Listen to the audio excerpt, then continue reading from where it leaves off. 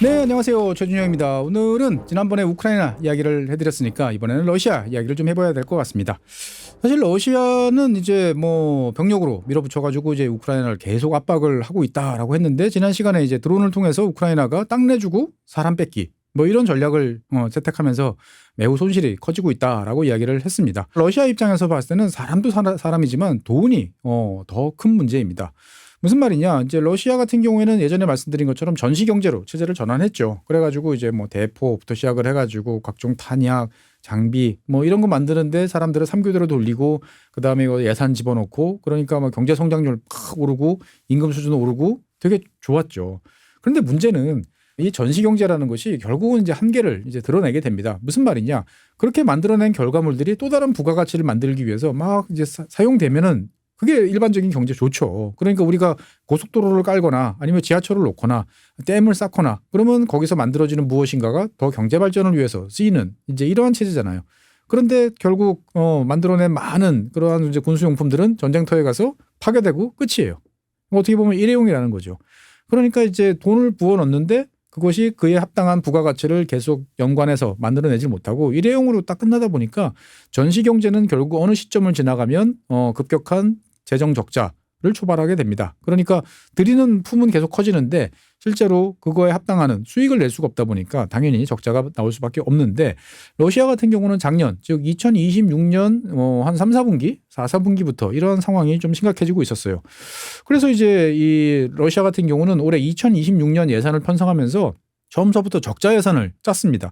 그래서 이제 3조 8천억 루블, 이게 잘 감이 안 오실 텐데 US 달러로 따지면은 한 480억 달러 정도를 이제 적자를 가져가겠다. 이 정도는 감내하겠다.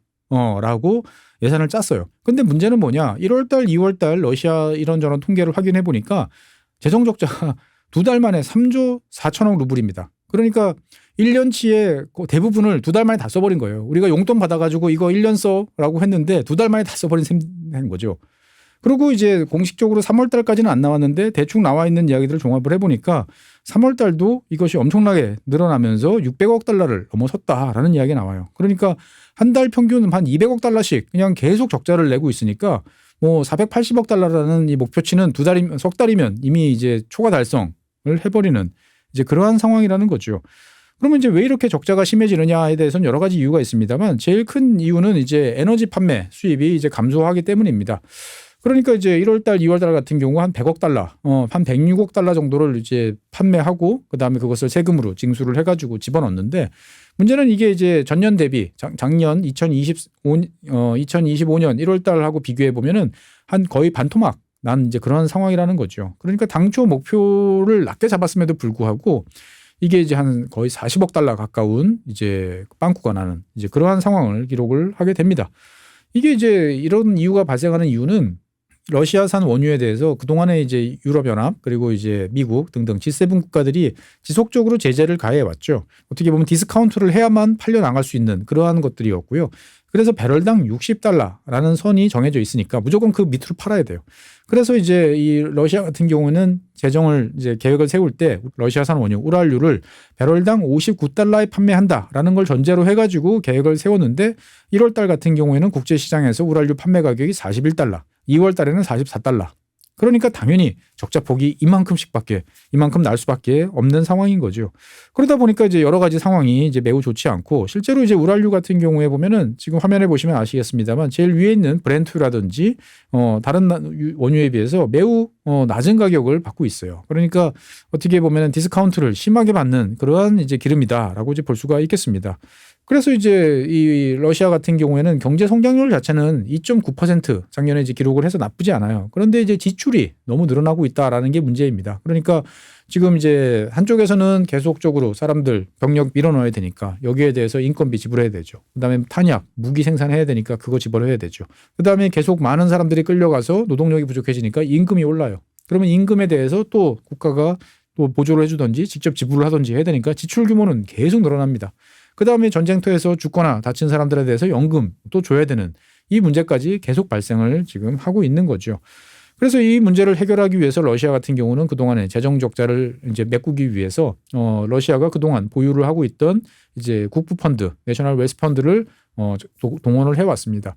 그러니까 러시아 같은 경우에는 푸틴 대통령 집권 이후에 과거와 같은 어려움을 겪지 않기 위해서 러시아 정부가 설정하는 일정 수준을 넘어서는 금액으로 원유가 판매되면 그 초과하는 금액의 상당수를 이제 국부펀드에 집어넣어서 별도로 운영을 하고 있고, 만약에 이제 그 밑으로 내려가서 재정이 어렵다라고 생각하면 적립된 금액을 꺼내가지고 메꾸는 뭐 아주 잘 운영을 그동안 해왔어요.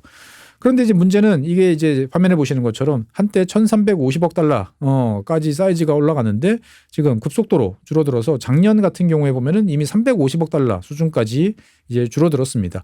이 중에서 실제로 지금 당장 이제 현금으로 바꿔가지고 뭔가 쓸 수 있는 것들은 더 적다라고 이제 볼 수가 있는 거죠. 그래서 실제로 이제 이 페이스로 가면 2026년 말 정도 되면 러시아 국부펀드가 이제 고갈될 우려가 있다라는 이야기도 꽤 많이 있었고요.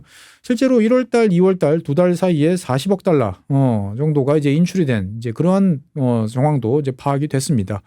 그러다 보니까 이제 상당히 안 좋은 상황이었죠. 지금 그래서 화면 보시면 아시겠습니다만 어쨌든 재정 적자 심하고 지출 증가 높고 그리고 에너지 판매 줄어들고 국부펀드도 지금 간당간당한 이런 상황이 이제 계속적으로 러시아를 괴롭히고 있습니다. 여기에 대해서 이제 러시아 정부 입장에서 봤을 때는 어떻게 해야 될까요?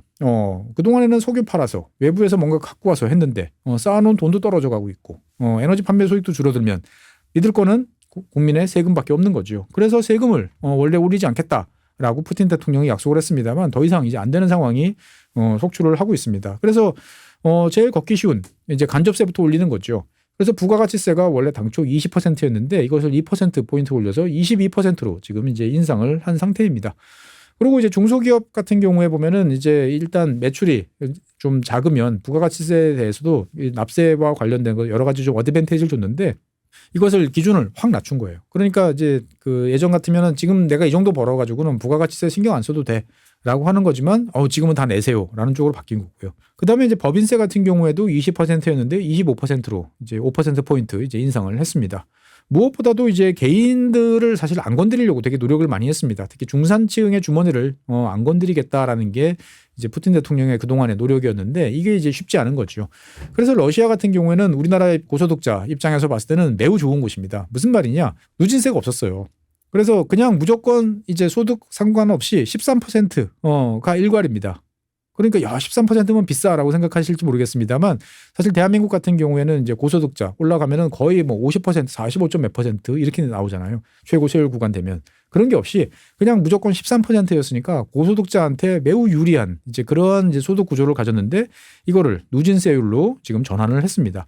그래서 화면에 보시는 것처럼 이런 식으로 이제 원래 13%였는데 여기에 대해서 이제 소득에 따라 가지고 이제 15%, 18%, 20% 그리고 22%로 단계적으로 지금 올라가는 누진세 구조를 채택을 한 거죠. 뭐 대한민국에 비하면 상당히 누진세율이 아직까지는 낮다라고 볼 수 있지만 이제 앞으로 더 올라갈 가능성을 배제할 수가 없겠습니다. 어쨌든 이제 러시아의 이제 경기가 매우 좋지 않고 여러 가지로 뭐 세금 부담이라든지 이런 게 커지다 보니까 많은 수십만 개의 기업이 상당히 어렵다라는 이야기들이 러시아 언론상에서도 이야기 나오고 있고요. 그래서 실제로 이제 뭐 6%에 해당 중소기업 중에 한 6% 정도가 이제 폐업을 이제 이미 결정하는 상태고요. 뭐 이런저런 설문조사를 해보면 25% 가까운 기업들이 이제 사업을 계속할 수 있을지 모르겠다라고 이야기를 합니다. 물론 이제 항상 이런 조사에 대해서는 좀 과장되게 아니면 극단적인 상황을 가정해서 답을 하시는 분들이 많다 보니까 좀 높게 나타나지만 어쨌든 상황이 매우 좋지 않다라는 것은 알 수가 있겠습니다. 그래서 이제 소비자들도 이제 점점 상황이 안 좋아지다 보니까 한때 이제 열심히 돈을 쓰던 분들이 지갑을 닫고 있어요. 그래서 이제 모스크바의 이제 부유층이 많은 지역에 있던 이제 좋은 레스토랑 같은 경우에도 이제 손님들이 안 오니까 문을 닫는 이제 그러한 일들이 이제 벌어지기 시작을 하고 있고요. 소비자 지출 같은 경우에도 올해 3월 달 그러니까 이제 막 이란 전쟁이 시작된 그 당시 기준으로 보면은 소비자 지출이 한 5% 늘었어요. 우리 기준으로 보면 꽤 많이 는 거지만 러시아 기준으로 봤을 때는 그 전에 아주 높은 소비자 지출 수준을 유지하고 있던 거에 비하면 한 절반 수준으로 반토막이 난 이제 그러한 상태인 거죠.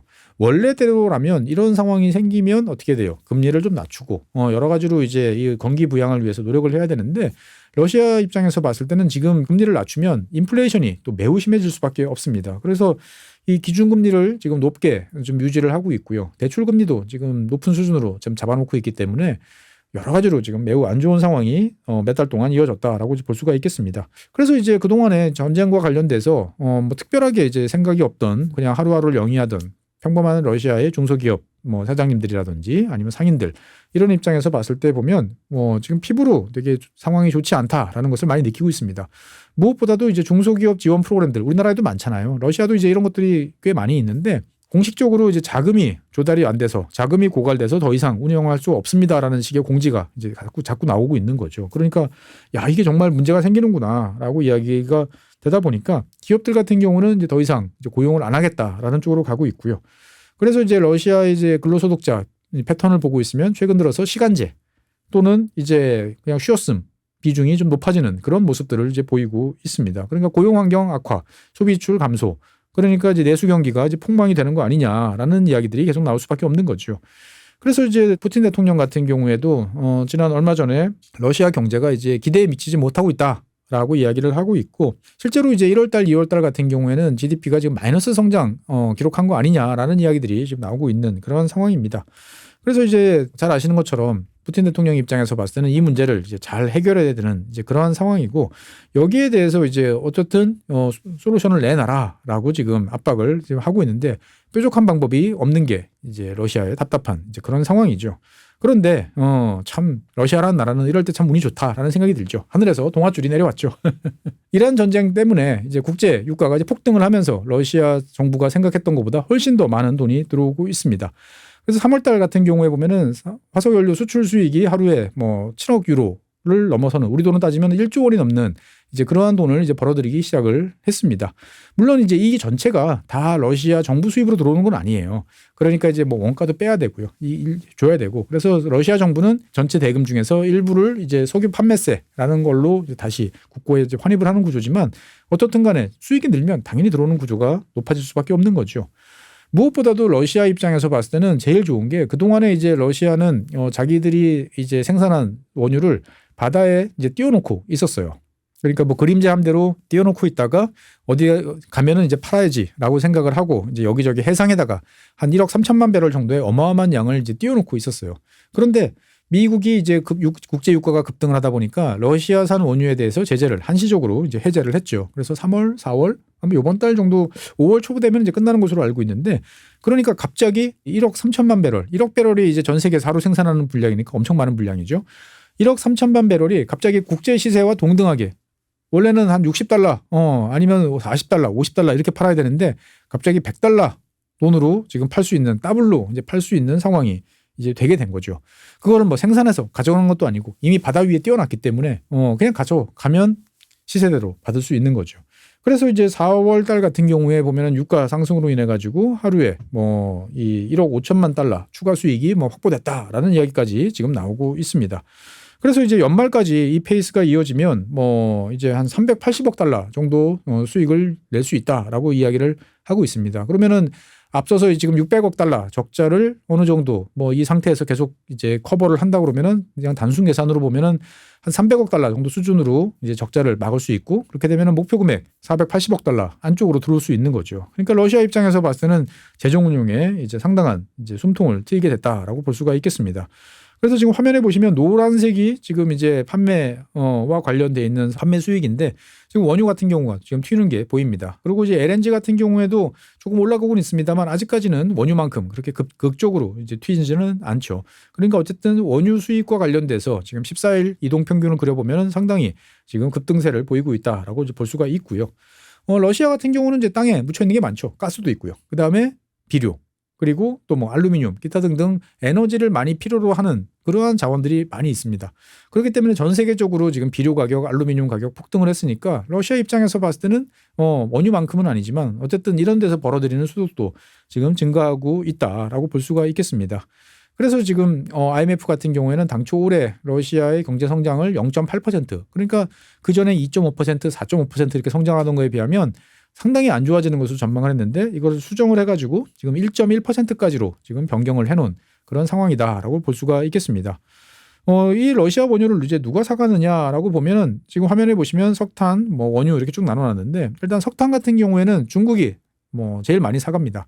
그리고 이제 인도도 많이 사가고요. 그 다음에 튀르키예 그리고 대한민국도 러시아산 석탄을 꽤 많이 사가는 것으로 나옵니다. 요것은 이제 3월 말까지 올해 초부터 3월 말까지의 통계다라고 이제 보시면 되겠습니다. 그리고 이제 원유 같은 경우에는 당연히 중국 그리고 인도 그리고 여기도 튀르키예가 있고요. 그다음에 나머지 나라들은 제재 때문에 지금 거의 사지 않는다라는 것을 볼 수가 있습니다. LNG 같은 경우에는 EU가 지금 제일 많이 사들이고 있죠. 사실 EU 같은 경우에는 뒤에서 다시 말씀드리겠지만 내년까지는 올해 말까지만 사야 돼요. 그런데 이만큼 사오는 거를 딱 끊고 어디서 물량을 구하지라고 생각하면 못 구할 가능성이 매우 높죠. 그래서 앞으로도 EU가 당분간 더 사지 않을까라는 생각도 들고 중국, 일본, 여기 또 사우스 코리아 있습니다. 그러니까 대한민국이 자관 에너지가 필요하면 전 세계 어디라도 뒤져가지고 사오는 그런 나라예요. 그리고 이제 석유류 제품, 오일 프로덕트 같은 경우 보면 튀르키예, 그다음에 뭐 중국, 브라질, 싱가포르 이런 식으로 쭉 이제 내려가고요. 파이프라인 같은 경우에는 당연히 유럽, 중국 뭐 이런 쪽으로 많이 간다라고 이제 볼 수가 있겠습니다. 어쨌건 전체적으로 보면 지금 현재 러시아의 돈줄은 당연히 중국과 인도다라고 보시면 되겠어요. 그래서 지금 보면은 원유, 그다음에 이제 석유류 제품 같은 경우를 지금 중국이 제일 많이 사가고 있고요. 그다음에 인도, 튀르키예 이렇다라고 보시면 되겠어요. 그래서 튀르키예 같은 경우에는 여기 지금 석유류 제품 빨간색으로 표시한 게 매우 높잖아요. 그러니까 러시아산 경유 주로 이제 디젤을 사오죠. 그래서 이거 이제 택가리를 합니다. 그래서 튀르키예산 이렇게 붙여가지고 다른 지역으로 판매하는 경우들이 매우 많은 것으로 지금 알려지고 있어요. 러시아가 이런 식으로 돈을 벌면 우크라이나 입장에서 봤을 때는 지금 러시아가 경제성이 안 좋아져. 재정이 어려워져. 그다음에 병력 손실이 점점 늘어나. 그런데 러시아가 돈이 없으면 병력을 메꿀 돈이 없어. 그러니까 어떻게든 이 페이스로 끌고 가면 되겠다라고 생각을 했는데 상황이 이렇게 돌아가면 안 되겠죠. 그래서 이제 우크라이나 같은 경우에는 최근에 장거리 드론들을 이용해 가지고 지금 화면에 보시는 것처럼 러시아의 정유 시설들을 집중적으로 타격을 하고 있습니다. 예전에는 뭐 국경 러시아 우크라이나 그 전선에서부터 뭐 후방 150km, 200km 정도 공격하는 게 이제 한계였는데 최근에 우크라이나 같은 경우에는 다양한 수단들 이러한 이제 다종다양한 드론 엄청나게 많습니다. 그래가지고 이제 2,000km 정도까지는 뭐 어렵지 않게 공격할 수 있는 그런 상황이 되고 있어요. 그래서 이제 이 3월 달부터는 여러 가지 핵심적인 송유관 펌프장이라든지 아니면 발트해 연안의 수출 항구, 선적 시설이라든지 이런 지역을 지금 지속적으로 타격을 지금 하고 있습니다. 그래서 러시아 같은 경우에는 지금 원유 가격은 올라가지고 수출만 하면 돈을 벌 수가 있는데 오히려 원유 생산량이 이러한 이제 우크라이나 공격으로 인해 가지고 하루에 한 3,40만 배럴 정도 줄어들고 있다라는 이야기도 나오고 있습니다. 젤렌스키 우크라이나 대통령 같은 경우에는 지난 3월 달 이제 이런 공격을 통해 가지고 러시아가 23억 달러 이상의 손실을 기록했다라고 이제 보지만 뭐 이거는 좀 깎아서 듣는 게 맞습니다만 어쨌든 우크라이나 공격으로 인해 가지고 사실 러시아가 이 자기들이 수출할 수 있는 100% 캐파를 지금 다 활용하지 못하는 것도 분명히 사실이다라고 말씀드릴 수 있겠습니다. 어쨌든 이런 위성 영상 같은 걸 보면 이제 우크라이나가 공격을 해가지고 지금 여기 지금 연기가 이렇게 올라가는 게 보이시죠? 그러니까 상당한 이제 타격을 주고 있는 것은 맞지만 원체 이제 러시아의 생산 시설들이 여기저기 광범위하게 있다 보니까 이것 모두를 다 공격하는 것은 이제 쉽지 않은 상황이죠. 어쨌든 이제 푸틴 대통령 입장에서 봤을 때는 한숨을 돌렸다라고 이제 볼 수가 있겠습니다. 그런데 여기에 대해서 이제 이게 과연 연말까지 계속 지속될 것이냐 아니면 근본적으로 러시아가 위기를 탈출한 것이냐라는 거에 대해서는 여러 가지 이야기가 좀 나오고 있는데 이러한 이제 분석 같은 경우에는 러시아와 국경을 접하고 있는 나라들 분석이 제일 쓸만하죠. 그래서 이제 보통 러시아와 관련돼서 제일 전문가 그러면 이제 핀란드 아니면 이제 스웨덴 이런 나라들이 이제 말을 잘 안 해서 그렇지 가끔 이야기를 하면 상당히 전문성이 높습니다. 그런데 매우 이제 인터뷰를 잘 안 하는 당연히 정보부 관계자가 인터뷰를 하지 않는데 스웨덴 정보부 대표가 대장이죠. 정보부장이 이제 얼마 전에 인터뷰를 한 것이 좀 이슈가 됐습니다. 그래서 이제 스웨덴 분석에 따르면 그렇게 이야기를 해요. 앞서 말씀드린 것처럼 러시아가 전시경제 재편 이후에 무인 시스템, 장거리 타격 무기 뭐 이런 데 대거 자금을 투입을 이제 했는데 이 드론 분야를 제외하고 나면 원하는 대로 무엇인가 성과를 제대로 내지 못하고 있고 적자가 점점 누적이 되고 있다. 그리고 이제 당연히 이렇게 많은 세금들이 들어가다 보니까 먼저 보는 놈이 임자라는 식의 이제 과거의 그 관행들이 이제 횡행이 되면서 이제 부패, 횡령 이런 것들이 상당히 만연하고 있다. 그래서 러시아의 군수 산업은 어떻게 보면 정부 재정보다는 중앙은행이 돈 찍어가지고 보내주는 돈으로 지금 연명하고 있는 그런 상황이 몇 년째 지금 반복이 되고 있는데 결국 이 문제가 돌고 돌아가지고 인플레이션이라든지 이런 문제로 유발이 되면서 러시아를 지금 어렵게 하고 있다라고 이야기를 하는 거죠. 그래서 실제로 이제 재정 적자라든지 아니면 뭐 공식 인플레이션 이런 거에 대해서도 뭐 스웨덴 입장에서 봤을 때는 러시아가 지금 지표를 많이 조작을 해서 괜찮은 것처럼 보이고 있다라고 이야기를 하고 있고요. 이런 이야기에 대해서는 이제 독일의 이제 해외 정보국 뭐 BND라고 보통 이제 부르는 그 기관에서도 비슷한 입장을 내놓은 적이 있어요. 그러니까 어쨌든 푸틴 대통령 같은 경우에도 이제 중동 전쟁으로 인한 석유 판매 수입은 좋기는 하지만 이게 단기적일 것이다. 그러니까 여기에 취하지 말고 근본적인 해결책을 내놔라라고 지금 강요들을 닥달을 지금 하고 있는 그런 상황인 거죠. 어쨌든 이제 이 러시아가 이제 한숨 돌리는 이제 이런 이제 상황들이 계속 관찰이 되다 보니까 미국 입장에서 봤을 때도 이건 아니지라고 생각을 하는 것 같습니다. 그래서 일단은 이제 이 러시아 제재와 관련된 실무 권한을 가지고 있는 베센트 이제 재무장관 같은 경우에는 이제 지금 현재 취하고 있는 제재 면제 유예 조치들을 이제 더 연장하지 않겠다라고 이야기를 하고 있어요. 근데 이게 진짜 이렇게 될까라는 생각도 좀 들기도 합니다. 다른 한편으로 보면 이제 유럽 연합 같은 경우에는 이제 미국과 별개로 계속적으로 러시아에 대한 제재 패키지를 이제 동원을 하고 있는데 얼마 전에 이제 20차 제재 패키지가 이제 통과가 됐어요. 지난 19차 패키지에서는 이제 아까 말씀드린 것처럼 올해 말까지만 러시아산 LNG를 수입하고 그다음서부터는 이제 모든 에너지를 수입 중단 이렇게 이야기를 했고요. 이번 20차에서는 러시아산 원유와 관련돼 있는 보험, 금융, 중개, 그다음에 해운 서비스 제공을 금지한다. 지금은 이제 배럴당 60달러를 넘지 않으면 이런 것들을 해줘요. 그런데 이제는 60달러와 상관없이 무조건 안 한다라는 쪽으로 제재 수위를 한 단계 더 끌어올리는 이런 쪽으로 이제 가고 있는 거죠. 그러니까 이렇게 되면은 이제 러시아 입장에서 봤을 때는 LNG 운반선 같은 경우 어디선가 정비를 받아야 되고 수리도 해야 되고 해야 되는데 이런 것들이 이제 만만치 않은 이제 이런 문제들이 생기게 되는 거죠. 다른 한편으로 보면 이제 러시아 같은 경우에는 이런 이제 각종 제재들을 피하기 위해서 최대한 많은 배들을 러시아 선적으로 돌리고 있습니다. 그러니까 이 배는 이제 편의치적으로 뭐 라이베리아라든지 파나마라든지 이런 거를 썼는데 그게 아니고 그 나라 국기를 달고 있어봐야 보호를 받을 게 없어요. 그러니까 러시아 국기를 다는 러시아 국적선 이러면 아무래도 이제 유럽이나 미국이나 해서 함부로 납포하거나 제재하기가 쉽지 않겠죠. 이런 식으로 해서 지금 유조선 선단을 한 700척 가까이 엄청나게 지금 늘려놓은 이제 그런 상태가 관찰이 되기도 합니다. 그래서 이제 이런 식으로 이제 유럽 연합이 러시아에 대해서 제재 수위를 높이니까 러시아 같은 경우는 이제 여기에 대한 보복으로 베를린으로 연결되는 파이프라인이 있어요. 근데 여기에는 러시아산 원유가 아니고 카자흐스탄 원유가 러시아산 그 파이프라인을 경유를 해서 이제 베를린 근처까지 갔는데 여기를 끊겠다. 5월 1일부터 끊는다라고 지금 이야기를 해놓은 상태입니다. 그러니까 이제 우리나라와 달리 이제 독일 같은 경우에는 파이프라인으로 이제 러시아나 이런 쪽에서 받은 그것들을 도시 근처에서 정유를 해서 그 도시에 공급하는 경우가 많았는데 베를린 근처에 있는 정유소 같은 경우는 원래 러시아 그 기업의 소유였는데 이것을 우크라이나 전쟁 이후로 독일 정부가 이제 몰수를 한 이제 그런 상태인데 여기에 들어가는 원유를 끊겠다. 라고 이제 협박을 하는 거죠. 실제로 이렇게 되면 뭐 당장은 좀 불편합니다만 물론 뭐 독일 전체적으로 봤을 때는 큰 문제는 아니에요. 근데 어쨌든 이런 식으로 장군 멍군을 하면서 지금 러시아 입장에서 봤을 때는 제재와 관련된 나름대로의 또 역제재를 또 가하고 있다라고 이제 볼 수가 있겠습니다. 그러니까 우리가 생각하는 것만큼 이 전쟁이라는 것은 뭐 어떤 데서 돈이 좀 더 들어간다. 라고 그래가지고 한 방에 이것을 만회할 수 있는 그 정도가 아닌 것 같아요. 그러니까 엄청나게 많은 돈이 들어가는 전쟁을 지금 4년 넘게 치르고 있는 러시아 입장에서 봤을 때는 어떻든 기존의 방식을 계속 유지할 수 있을 것이냐. 일단은 고유가라는 것을 통해서 제가 봤을 때는 올해 몇 달 정도는 숨통을 좀 트일 수 있을 것 같긴 하지만 그것만 믿고 가기에는 내부적으로 여러 가지 문제가 좋지 않다라는 점이 러시아 내부에서 지금 이야기가 나오는 거죠. 과연 러시아가 이 문제를 어떤 식으로 이제 해결할지에 대해서 좀 잘 지켜보면 좋을 것 같습니다. 러시아라는 나라에 대해서 여러 가지 이야기가 있습니다만 저는 그렇게 생각을 해요. 상당히 창의적인 방법을 또 잘 도출해내기도 하고요. 또 거기에 걸맞는 또 엘리트들이 또 많이 있기도 합니다. 물론 이제 그런 방식들이 아주 객관적이고 제일 합리적인 방식이냐 그거는 또 아니지만 또 꾸역꾸역 잘 참는 데는 또 세계 넘버원이 또 러시아 국민들이다 보니까 서방 국가들이 생각하는 그런 위기 상황을 막혀도 러시아는 또 그냥 돌아가는 그런 나라다라는 점을 염두에 두고 한번 러시아 경제 사정도 한번 눈여겨 지켜보시면 여러 가지로 흥미로운 모습들을 보실 수 있을 것 같습니다. 네, 오늘 준비한 상은 여기까지입니다. 대단히 감사합니다.